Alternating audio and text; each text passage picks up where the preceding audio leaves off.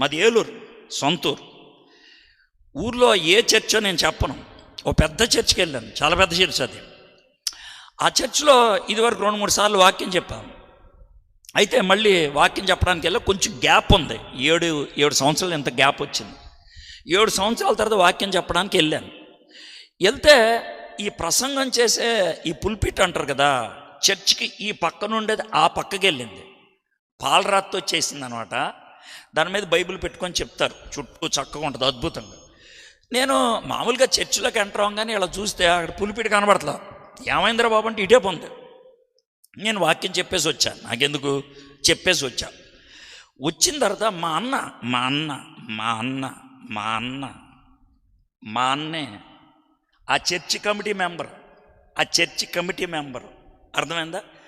ఇదేంటి పుల్పిట్ ఇటు ఉండేది అటే పెళ్ళిందంటే సిద్ధాంతి చెప్పాడు రా. ఎవడాడు సిద్ధాంతి చర్చిలో పుల్పిట్ ఎటు ఉండాలి చెప్పాడంట. వాస్తు ప్రకారం ఈశాన్యం నుంచి వాక్యం వెళ్తే వారుగా వెళ్తుందంట. నేను అబద్ధం ఆడలా.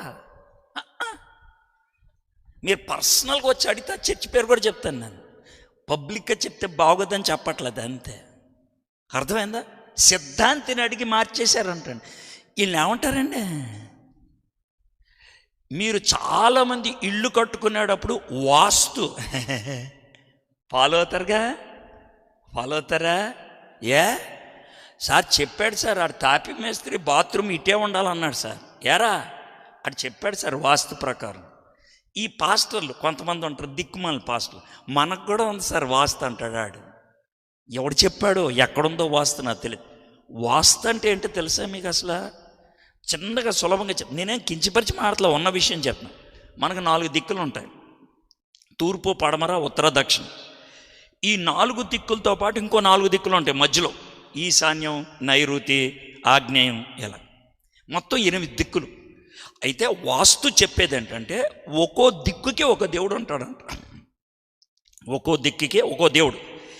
ఈ 8 దేవుళ్ళని, 8 దిక్కుల్లో ఉన్న వాళ్ళని అష్ట దిక్పాలకులు అంటారు. అష్ట అంటే 8 దిక్కుల్ని పరిపాలించేవాడు. ఈ అష్ట దిక్పాలకులు చేసే పని ఏంటంటే ఎవరి దిక్కు వాళ్ళు ప్రొటెక్ట్ చేస్తూ ఉంటారు, కాపాడుతూ ఉంటారు.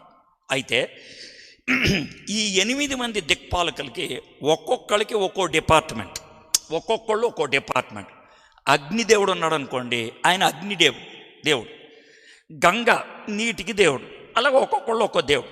అయితే వాస్తు చెప్పే సింపుల్ విషయం ఏంటనంటే ఏ దిక్కులో ఏ దేవుడు ఉంటాడో వాడిని తృప్తిపరచాలి.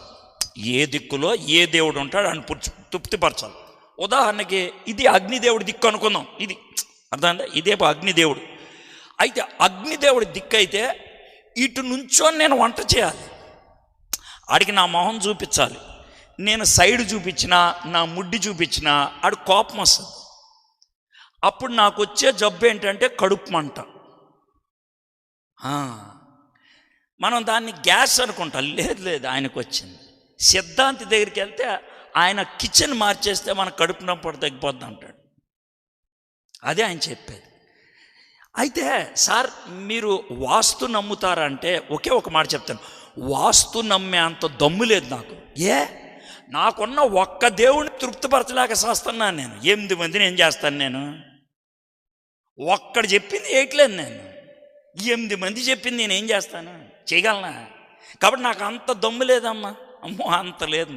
మీకు ఏమన్నా ఉంటే చేసుకోండి సార్. మీరు చాలా చిన్నోళ్ళు సార్, మీరు ఒక్క దేవుడిని తృప్తిపరుస్తున్నాం, మేము చాలా సూపర్ సార్, 8 మందిని మేము తృప్తిపరిచేస్తున్నామంటే చేసుకోండి.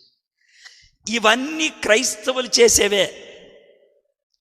వాస్తు, కులం, మంచి గడియ, శుభ గడియ, ఇవన్నీ క్రైస్తవ్యం నుంచి వచ్చింది కాదు, బైబిల్ నుంచి వచ్చింది కాదు. వీళ్ళతో రాసుకొని పూసుకొని ఆచారాలు సొంతం చేసుకున్నాం మనం. ఇశ్రాయేలీలు కూడా అదే చేశారు. ఏం తేడా లేదు. అందుకే దేవుడికి ఏమొచ్చింది? కోపం వచ్చింది. వాళ్ళు ఎంత దుర్మార్గులు అయిపోయారంటే దేవుళ్ళని కొలిసేవాళ్ళు అయిపోయారు. మనం కూడా అంతే. దేవుడి స్థానం దేవుడికే, మన సొంత కబుర్లు మనకే.